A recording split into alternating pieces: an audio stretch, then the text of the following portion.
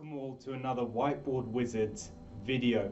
In this video, we're going to touch upon a really tricky question that, believe it or not, tends to get asked a lot. And that is, how do I not worry about my open trades?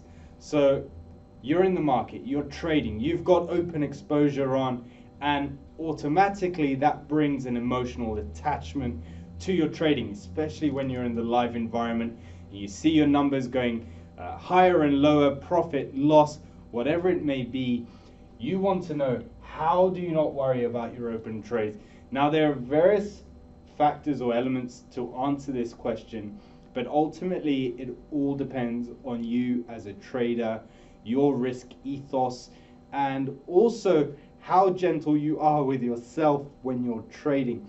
You have to keep in mind that it is a risky game, and you are putting a lot of emotion in the line every time you open a trade, albeit taking emotions out, sticking to your risk management routine, that could help. But on the whole, we're going to address key parts to answer this question. Now, the first part is, of course, well, when does this happen? And this normally happens, okay, look, the market's at 24.5, 24.6, what be it.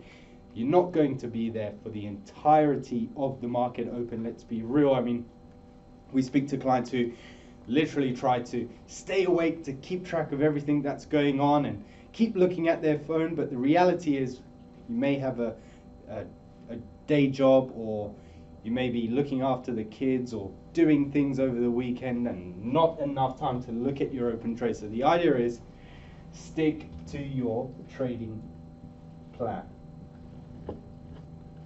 If you have a trading plan, this means that you are appropriately risk managing, and you know exactly how much risk you're putting on every time you trade. This trading plan will enforce risk parameters. So what this means is that every time you trade, you know exactly how much you are risking on every trade. We've been through this in previous videos on how to risk manage, and we've spoken about the golden 1 to 5% ratios. So you know that every time you take a trade, you're never going to risk more than this on your account. So you can take out some of those concerns when you're sleeping overnight and knowing if there is a big market move against you, worst case scenario, you have that mapped out. That's mapped out into your expectations. A lot of people who tend to divulge from this then get caught into the second part, which is a kind of a lead up from the risk management. And look, it's as simple as lower your trade size. If you're going in over a weekend and there's a big news event during the weekend, an election or a political summit, you've got the UN summit, for example, this weekend, or if there's a shock event in the markets which could happen, as we've seen recently with oil fields being disturbed in Saudi Arabia, so significant gaps in the market. And what that does is that increases your odds of being stopped out when the market opens. However, if you've got a lower trade size heading into a weekend trading session, then that weekend risk reduces. What you're doing is you're taking money off the table. You're still in the market, but you're reducing your risk heading into the weekend. You've got to remember that when the markets do close, that you could get gaps on the Monday, Sunday market open when you are trading. So that is also a cause for concern, are weekend gaps. And the way you get around it is you either lower your trade size or you hedge. Give you an example. Say if you're long Friday night, one lot on Eurodollar.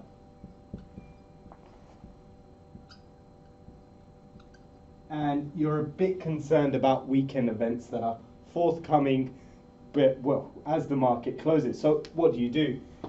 This is your buy position, and then you open a sell position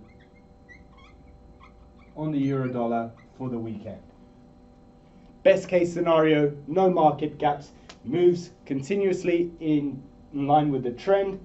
What you can do is very simply close out your hedge and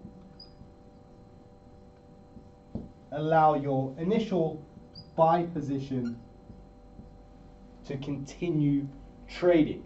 So this is another key element to manage your weekend risk from your open trade over the weekend. So do remember that you can place hedges which equalizes your margin. Of course, we did a previous video on what is a margin call, link that below, and the hedge will reduce your exposure to the weekend action. If there is a gap in the market, say it gaps lower, you can then close your long which you had open if you wanted to continue to speculate on that movement to the downside. So as you know, trading is all about psychology, especially when you're in the markets. You know, another golden ratio that we like to call it, 30% skill, 70% discipline, and that discipline is all about your emotions. And these are key aspects to trading, because the idea is, if you have a trading plan, you know exactly how much you're risking per trade. Your cause for concern significantly reduces. If you've got a normal job and you're trading on the side, or you've got things to do through the day, you can't check your phone all the time, you can't check on what's going on in the news. I'll write that on the board because, you know, anything can happen in the markets. As you know, it's an environment that's built for disaster or chaos, so that could really take out your trades. But look, the first thing to note is that your position size. You're lowering your trade sizes heading into the weekend, or you're hedging heading into the weekend, and that takes out your worry from your open trades. Now, we're going to, as the final point, touch on a worst case scenario. And it's always important to consider this, and that is market for stop outs. So we've discussed margin calls and stop outs in previous videos. Again, like I said, from news events, the markets are built, you know, to cater for such chaos, which means worst case scenario, you can lose your entire deposit. So as your main cause for concern, this should be right up there. So again, these things you must consider are: who is your counterparty, your broker, what protection do they offer you as a client. But in addition to that, you don't want to be depositing your entire life savings into a trading account. A lot of people make that mistake when I'm going to go big, I'm going to put it all in. Words of advice from experience: try not to do that unless that's what you really want to do. But look, at the end of the day, if you're in a trade, if you're buying or selling any positions, or even if your broker goes bust, that risk of your deposit going is very real. So that should be another cause for concern. So what do you do in this case?